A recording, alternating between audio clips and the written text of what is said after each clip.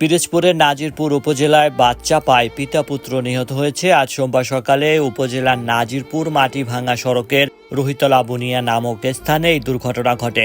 যদি গাড়িটা ফুল খালে পড়ে যেত একজন মানুষও বাঁচত না। আল্লাহ হেফাজত করছে, আল্লাহ হেফাজতকারী। আল্লাহু আকবার, আল্লাহু আকবার। সব মানুষটাকে আল্লাহ বাঁচাইছে। আল্লাহু আকবার। ভ্যান গাড়ির 3টা লোক ইনজুর্ড হয়েছে। দুর্ঘটনায় গুরুতর আহত 3 জনকে উন্নত চিকিৎসার জন্য খুলনা মেডিকেল কলেজ হাসপাতালে নেওয়ার পথে মারা যায় পিতা মাহবুব মোল্লা ও পুত্র ইয়াত মোল্লা।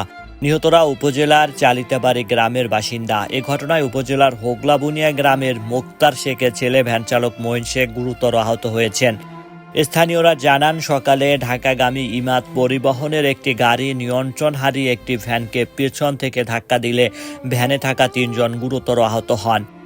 এদের মধ্যে 3 জনের অবস্থা খুবই আশঙ্কাজনক হওয়ায় স্থানীয়রা তাদের উদ্ধার করে চিকিৎসার জন্য উপজেলা স্বাস্থ্য কমপ্লেক্সে নিয়ে যায়। উপজেলা স্বাস্থ্য কমপ্লেক্সের স্বাস্থ্য ও পরিবার পরিকল্পনা কর্মকর্তা ডাক্তার মোহাম্মদ মশিউর রহমান জানান, আহত 3 জনের অবস্থা আশঙ্কাজনক ছিল, তাই তাদের উন্নত চিকিৎসার জন্য খুলনা প্রেরণ করা হয়েছিল।